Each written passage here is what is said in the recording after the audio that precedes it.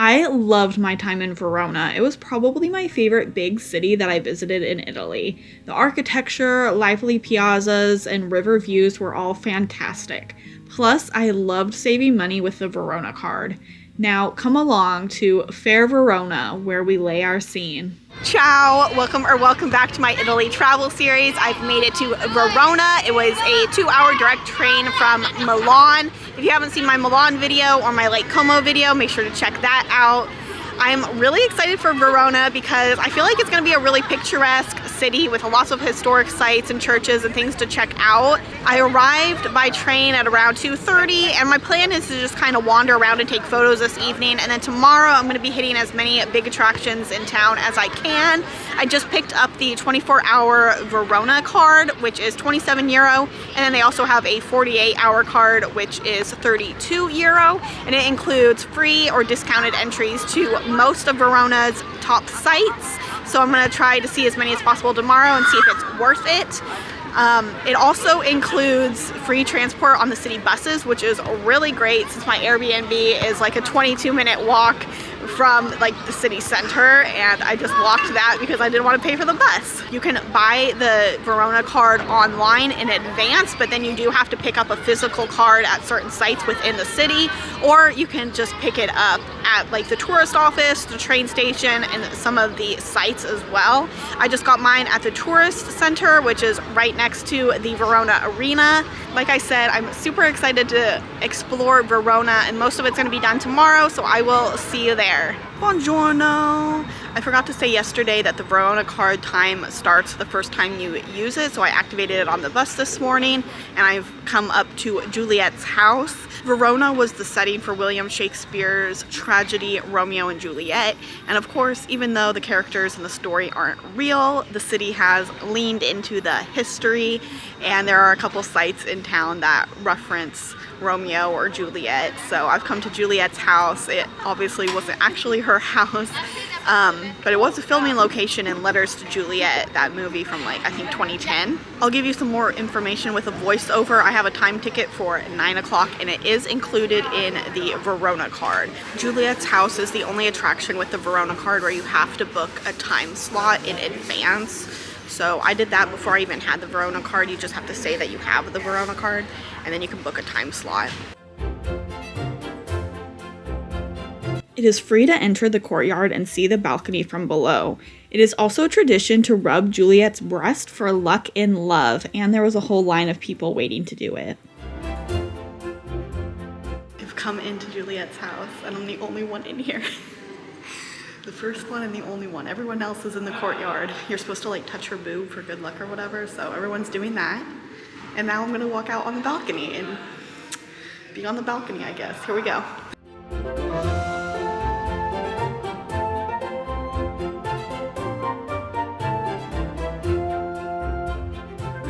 This is so weird. Definitely come here early and be the first person, I guess. No one else is even coming in. They're all just chilling in the courtyard. Without the Verona card, entrance to the house is €6 for adults.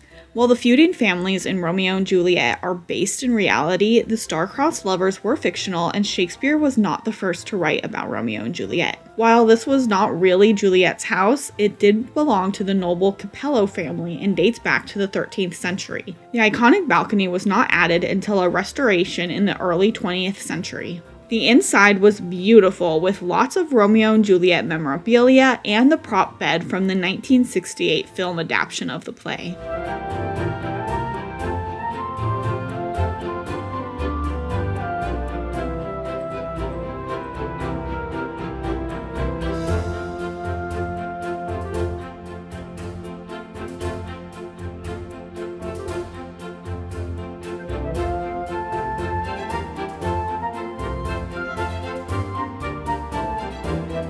I know it's just like a tourist ploy, but I think Juliet's house was way cooler than I expected.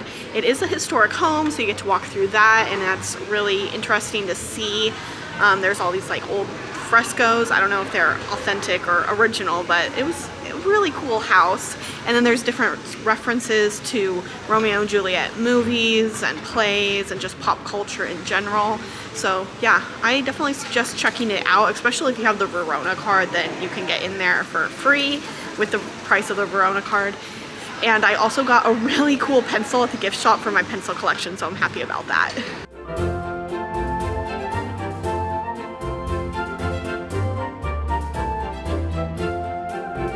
I enjoyed a delicious pistachio crepe, and now it's time to go up this tower. I'll put the name on the screen and I'll put the regular price as well, but it is included with the Verona card. All right, I'm climbing up over 300 stairs to get to the top of this. There is an elevator, but I think only stairs are included with the Verona card, so I think I'm almost to the top. Even if you do take the elevator, you still have to climb a bunch of stairs, so it's not fully accessible, but the views are amazing. The Lamberti Tower is about 275 feet tall, and its construction began in 1172. If you want great views, this is one of the best places to visit in Verona. I get that they put these grates here for safety, but it is so annoying and hard to get photos because of it. Focus. Focus. There we go.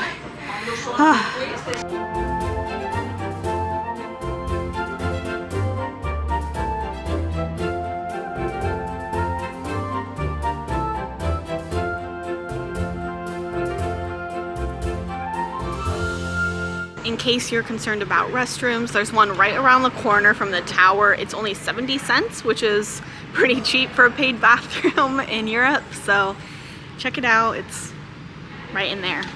There's a couple different piazzas underneath the tower. I already walked through one, there's a market going on. This one is also really pretty, and there's a statue of Dante, the writer. I don't know how to say his last name, but most people just say Dante anyway, right? The Divine Comedy he wrote, he spent some time in Verona, so there's a statue. The architecture here is just insane. Like, look at all these details. They're like setting up for this event or whatever, and there's all this ugly stuff in all the squares. Can someone tell me why the water in Italy, in the rivers, is this color? Because the last couple of rivers I've seen, it's been this weird, like, greenish color. I tried looking it up last night, but I couldn't figure it out. Let me know in the comments.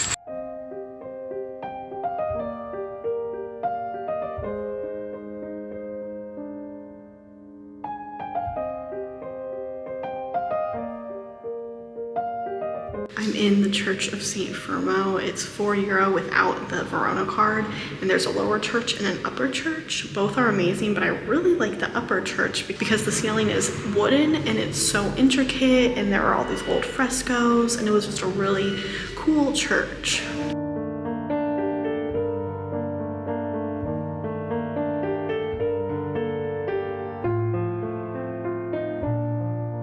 Alright, I've made it to the Verona Arena. This is like the backside of it. I'm walking around to the gate. As you can see, they're doing construction, so it's like this pretty much all around it, which sucks, but I'm gonna go in and I'll let future voiceover Rachel tell you some more information about it. With the Verona card, I think you get to skip the line and you have to go in through like gate 5, I think she said, at the office. If you are not using the Verona card, entrance to the Verona Arena is €12. This well-preserved Roman amphitheater was built in 30 CE, making it older than the Colosseum in Rome by a few decades. Today it is used as an opera and concert venue.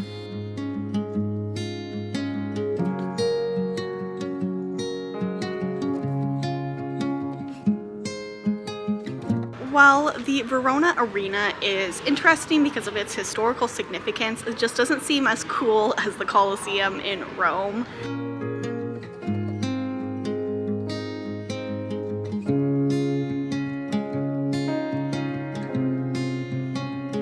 I love the piazza next to the arena. It is so colorful with all these buildings, and it's so lively with the restaurants and everything.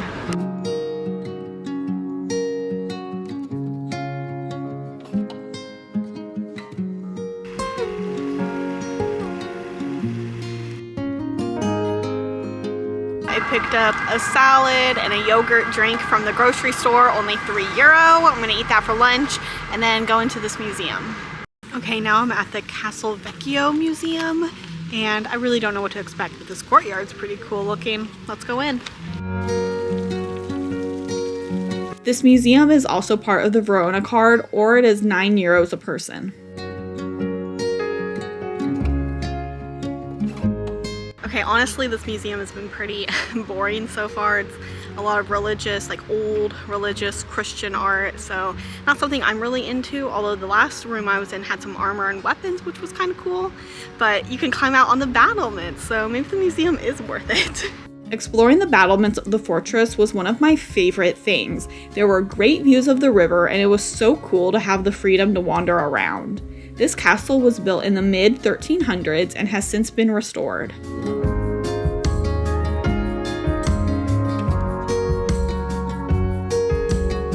While I'm not really into the art and stuff they have on display here, it is worth it to visit just to walk around the cool building.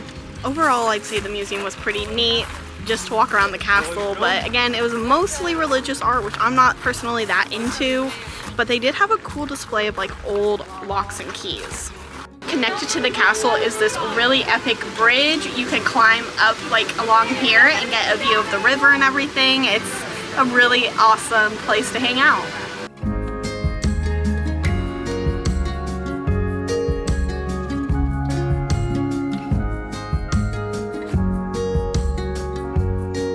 I walked across the bridge just to walk back across the bridge, and now I'm gonna go to a church.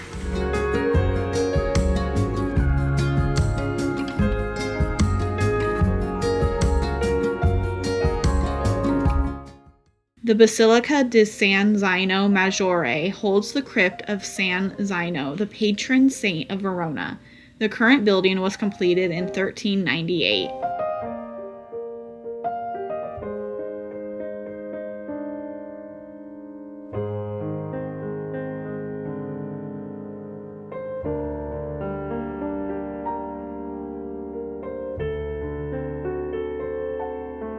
This church really is gorgeous. I love the cloisters, and there's this tree over there that I had like an emotional attachment to. I love it. It is beautiful. And yeah, now I'm gonna go catch a bus to another church.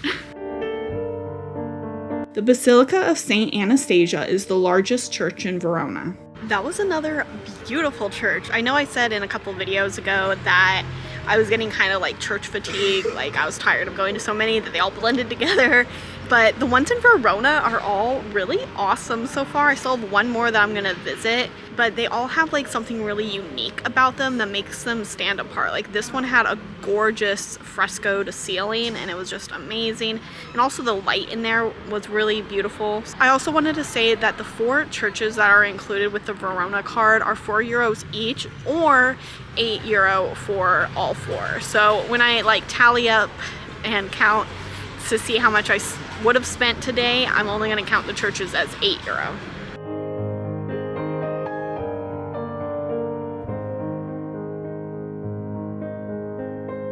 Also called the Duomo de Verona, this Romanesque cathedral was consecrated in 1187.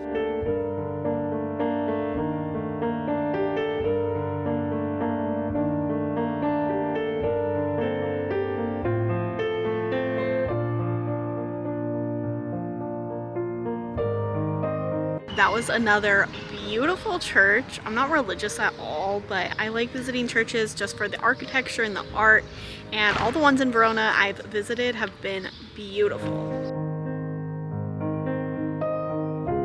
For my last attraction today for the Verona card, I'm going to visit this archaeological museum.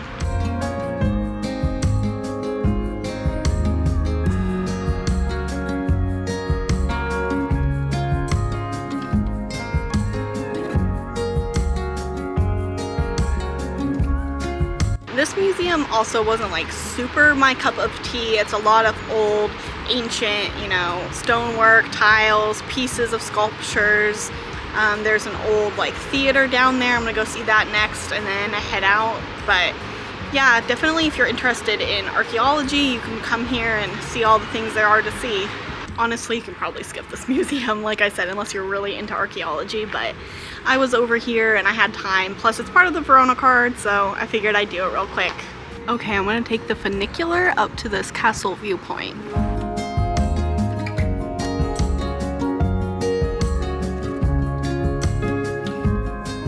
The funicular was a quick trip to the top, and it's €3 round trip, or half that for one way. And now I'm up here. It's gonna be pretty epic views. I'm probably gonna stay till sunset, hopefully find something to eat in the area.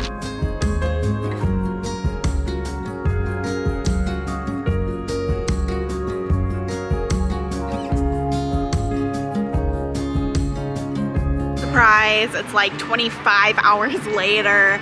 Last night my vlogging camera died and I just had some anxiety over something stupid that doesn't even matter now.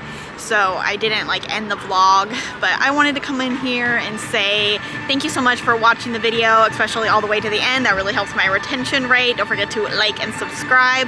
This morning I did a day trip to Lake Garda and it was amazing. That video will be next and I'm really excited to share it with you. I did the math to figure out like how much I would have spent if I didn't use the Verona card, and it was over €60, and I only spent 27 on the Verona card, so it's definitely worth it, even if you do like the €32 one for 48 hours, and then you don't have to rush through as much stuff in one day like I did. Definitely worth it to buy the Verona card when you visit this beautiful and romantic, magical city. So anyway, I'll see you next time in Lake Garda. And then Venice. Okay, bye. The sunset that night was magical. I had so much fun photographing the twinkling lights of the city.